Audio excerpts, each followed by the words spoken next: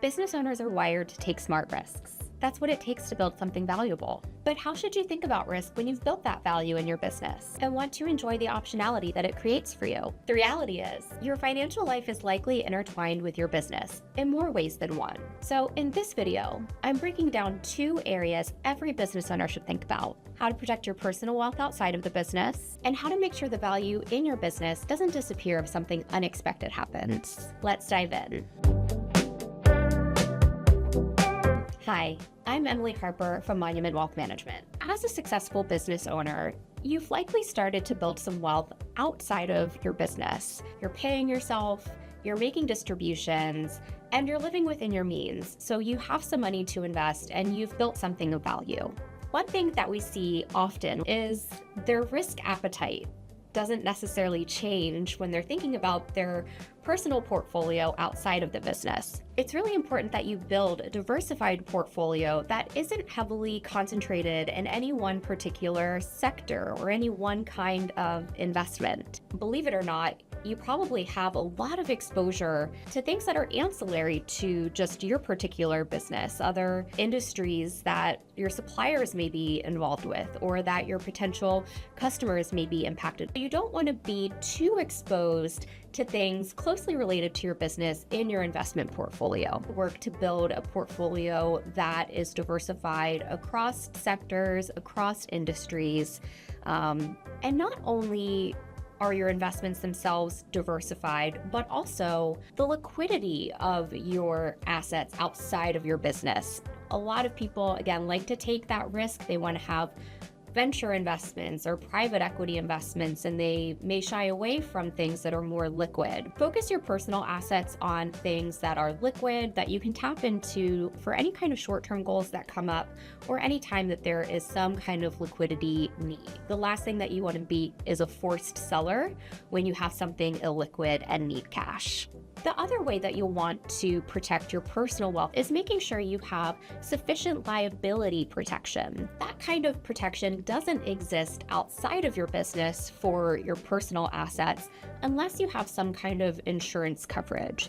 So we always urge not only business owners, but everyone to consider personal liability umbrella insurance. This is an additional layer of liability protection that you can add to things like your property insurance that covers your home and your valuables, your auto insurance. This essentially protects your personal assets if you're held liable for some kind of activity that injures or harms another person. And that's really important not only to protect your personal assets and make sure that you don't have to liquidate those to cover a judgment. You'll also want to make sure you have sufficient coverage that takes into account the value of your business so that you're not forced to sell your business interest to create funds to cover some kind of liability finding. The second area of focus is protecting the wealth inside of your business. If you have partners, one of the most important things that you can do is make sure that you have a buy-sell agreement. It covers you in the case of what we call the 4 Ds: death, disability, divorce, or disagreement. The unexpected happens.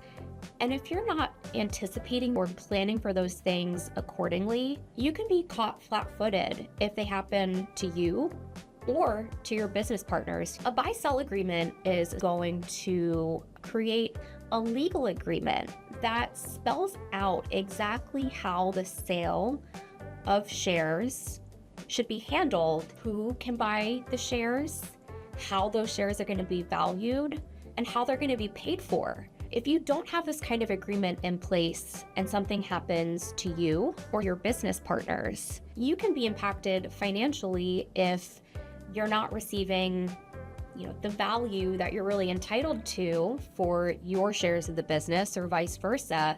If you're having to come up with funds to cover the purchase of someone else's shares, it can be very hard to come to an agreement on things like valuation and the actual mechanism of the purchase when things are emotional and you're dealing with the realities of these life events that are happening. It's best to have that all spelled out in advance so there are no surprises when these kinds of things do happen, if they happen. Now, in the case of death, along with buy-sell insurance, owners can have life insurance that allows the other owners to buy the deceased owner's shares. So again, they're not having to scramble to come up with a funding plan. There's insurance there in place to take care of both the business's needs as far as making sure that there's ownership continuity and that the right people own the shares of the business and are making business decisions.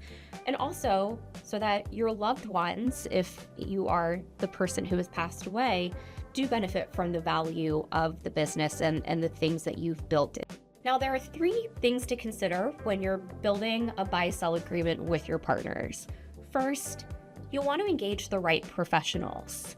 So there is no doubt you'll need an attorney to help with this process. It is a legal document, and it's very important that everything is in order. But along with attorneys, you're probably going to need some advice from people who provide professional valuations. Your accountant or your wealth advisor may need to weigh in on different components of the buy-sell agreement. The second thing is you're going to want to tailor the agreement to your business specifically.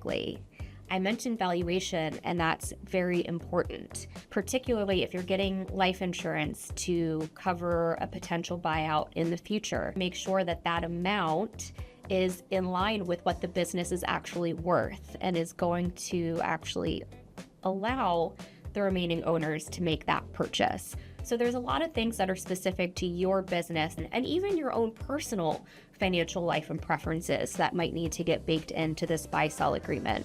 For example, over how many years do you want to be paid out if there is some kind of life event and you exit the business? What's the rate of interest that's going to be used? What's the valuation method that's going to be used in the future to determine what that value is? And third, you're going to want to review this over time. It's never set it and forget it.